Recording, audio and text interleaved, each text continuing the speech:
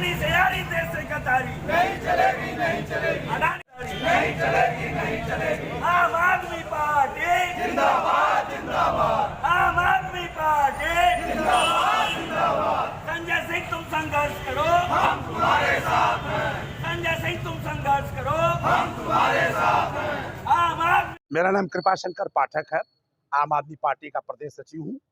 और मैं पहले आज अपने पूरे देशवासियों को हार्दिक शुभकामना देना चाहता हूँ कि चंद्रयान 3 जो बहुत सफलतापूर्वक उस चंद्रमा पर जिस तरह से प्रतिस्थापित हुआ है, यह बहुत बड़े हर्ष का विषय है। पूरे देश के लिए यह हर्ष का विषय है। सबको, पूरे संसार को इसके लिए शुभकामना। लेकिन वहीं भारत लोकतंत्र का सबसे बड़ा देश है और यहाँ के प्रधानमंत्री, यहाँ के गृह मंत्री का इतना बड़ा घोटाला जो सीएजी ने खोल दिया, जिसका पोल खोल दिया। उन्होंने साफ बताया कि जो 29 किलोमीटर द्वारिका एक्सप्रेस में जो मोदी की सरकार ये जो सड़क बनाई, जिसमें कि 1 किलोमीटर सड़क की लागत 18 करोड़ की आती थी, उस पर 250 करोड़ रुपए का इन्होंने पेमेंट किया। अब आप सोच लीजिए घोटाले का कितना बड़ा स्वरूप है। दूसरी तरफ वही जो भारत माला का कार्यक्रम, जो 75,000 किलोमीटर का सड़क बननी थी, जिसमें 1 किलोमीटर की सड़क पर 15 करोड़ की लागत आती, वहां उस लागत को उन्होंने 30 करोड़ कर दिया। इस प्रकार सड़कों में इतना घोटाला इन्होंने किया है। हम तो बहुत लोकल लोग जानते हैं, 500, 600, 800, 1000 करोड़ की सड़कों को जिस तरीके से ठीके पर इन्होंने बांटा है, एकदम बिल्कुल जिस तरीके से बांटा है, अगर जांच हो तो कई हजार करोड़ रुपए का घोटाला इस मोदी सरकार में यहाँ पर हुआ। दूसरी तरफ जहां तक आयुष्मान कार्ड का प्रश्न बनता है, 2011 से गरीबी रेखा के आधार पर ये लोग बना रहे हैं।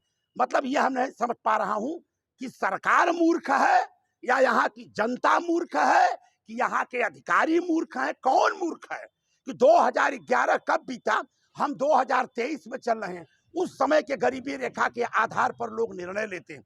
और इसमें भी महाघोटाला सुन लीजिए, 500 मुर्दे वो आयुष्मान कार्ड पर इलाज मध्य प्रदेश में करा रहे हैं, ये सीएजी के रिपोर्ट में है।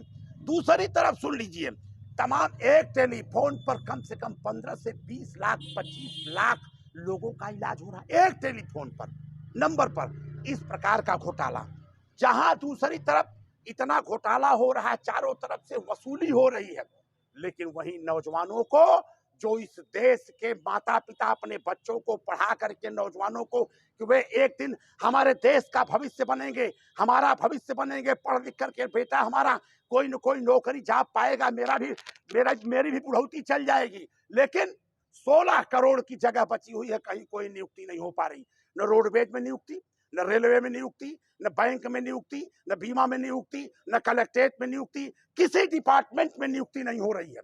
अब मैं आपसे पूछना चाहता हूं, ये नौजवान क्या करेंगे? और ये करते क्या है? कह रहे रोजगार मेला दिखाने के लिए 1 लाख अगर भर्ती कर ही दिया तो 16 करोड़ में 1 लाख क्या होता? वही मैं आपसे कहना चाहता हूं कि जिस तरीके से लूट खसोट, महंगाई के नाम पर, गैस सिलेंडर के नाम पर, इसी देश में एक प्रदेश में 500 रुपए का गैस मिलता है, इसी देश में और जगह पर 1200 रुपए का गैस मिलता है। क्या है, कौन सा कसूर आप लोगों ने किया? कहते हैं हम तमाम प्रकार की सुविधाएं दे रहे हैं। कौन सी सुविधा? यहां तक कि इन लोगों ने अयोध्या के मंदिर को भी नहीं बख्शा। वहां पर अयोध्या में 20,000 करोड़ रुपए का घोटाला जो इनका सामने आया है, 20,000 करोड़ रुपए का घोटाला है। आप जरा सोच लीजिए, जब मंदिर को नहीं बख्श रहे हैं, इनको तो अपना काम बनता और चूल्हे भाड़ में चली जाए जनता। इनका काम अपना बन जाए, बाकी जनता से कोई मतलब नहीं। और जो इनके खिलाफ बोलेगा, चाहे वो पत्रकार हो, चाहे वो कोई नेता हो, माननीय केजरीवाल जी हो, संजय जी हो, अनेक नेता हो, उनको अनेक प्रकार से जेल में डालने का काम, पकड़ने का काम, फंसाने का काम। लेकिन ये जो सीएजी का रिपोर्ट है, इस रिपोर्ट में जो बातें सामने आई हैं, इसमें तो अमित शाह और मुख्य माननीय प्रधानमंत्री जी को सीधे जेल जाना चाहिए। इस पर जांच होनी चाहिए। अगर ये देश में निष्पक्ष रूप से सरकार चला रहे, सरकार सबकी होती है, पढ़ने तक लोग अपनी अपनी बात कहते हैं, लेकिन चुनाव जीतने के बाद ये सरकार सबकी होती है। बंधुओं, अंत में मैं इतने कहना चाहूंगा कि लूट खसोट पे आप सभी लोगों को सावधान रहने की जरूरत है, जनता को जागरूक रहने की जरूरत है। हमारे प्रांत के महासचिव राजन सिंह से 2 शब्द। महासचिव पर्चे देते हुए आज आप लोग ज्ञापन देने आए हैं कलेक्टर में, क्या पूरा मामला है बताएं। पूर्वांचल प्रांत का महासचिव राजन सिंह नाम है मेरा, और यहाँ पे हम लोग जो है राष्ट्रपति महोदया को ज्ञापन देने के लिए आए हैं जिला प्रशासन के माध्यम से। और मुद्दा है सीएजी ने जो उजागर किया है घोटाला, जिसको मैं घोटाला नहीं महा घोटाला की श्रेणी में रखूँगा, जिसमें तमाम घोटाले जिसका पाठक जी ने जिक्र किया, चाहे वो आयुष्मान भारत हो, चाहे वो द्वारका एक्सप्रेस वे हो, चाहे वो भारतमाला प्रोजेक्ट हो, जिसमें मैं बता दूं आपको कि 18 करोड़ प्रति किलोमीटर की दर से जो रोड बननी थी उसको 250 करोड़ प्रति किलोमीटर की दर से अगर आवंटित कर दिया गया है। इसका मतलब ये है, ये जो गैप है ये बहुत ज़्यादा है। इसी आधार पर मैं बोल रहा हूँ कि ये घोटाला नहीं महा घोटाला है। बाकी के घोटाले भी हैं, भारतमाला प्रोजेक्ट है जो 75,000 किलोमीटर की रोड बनी थी 15 करोड़ रुपए प्रति किलोमीटर की दर से, वो 30 करोड़ रुपए प्रति किलोमीटर, यानी लगभग 7.5 लाख करोड़ का घोटाला तो इसी में दिखाई दे रहा है। और अयोध्या डेवलपमेंट अथॉरिटी, यानी इन्होंने अयोध्या मंदिर को भी नहीं छोड़ा। 19 करोड़ 73 हज़ार लाख, यानी लगभग 20 करोड़ का घोटाला। तो ये 3 घोटाले जो प्रमुख हैं, इसमें मुझे ध्यान आकर्षित करने की आप लोगों की ज़रूरत है। बाकी आयुष्मान भारत 400 मरे हुए लोगों का इलाज चल रहा है, 4000 लोग हरियाणा में, एमपी में, इन लोगों का एक व्यक्ति का अलग अलग अस्पताल में एक ही समय में इलाज होना, ये मतलब आश्चर्यजनक बात है।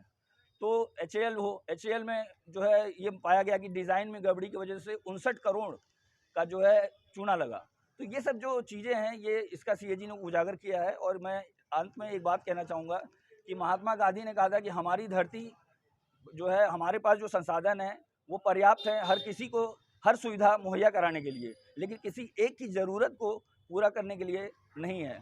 यानी किसी एक की लालच को अगर देखा जाए तो वो पूरा नहीं कर सकती, और ये सरकार वही कर रही है, किसी एक की लालच को पूरा करने के लिए। उदाहरण के लिए मैं बता दूं, भारतमाला प्रोजेक्ट जो है वो पूरे प्रोजेक्ट का 90% जो है मैं कहूँगा अडानी को गया है। चाहे वो आप आंध्र प्रदेश ले लीजिए, गुजरात ले लीजिए, मध्य प्रदेश ले लीजिए, छत्तीसगढ़ ले लीजिए, क्या है। तो इसी के साथ मैं अपनी बात को समाप्त करता हूँ। धन्यवाद।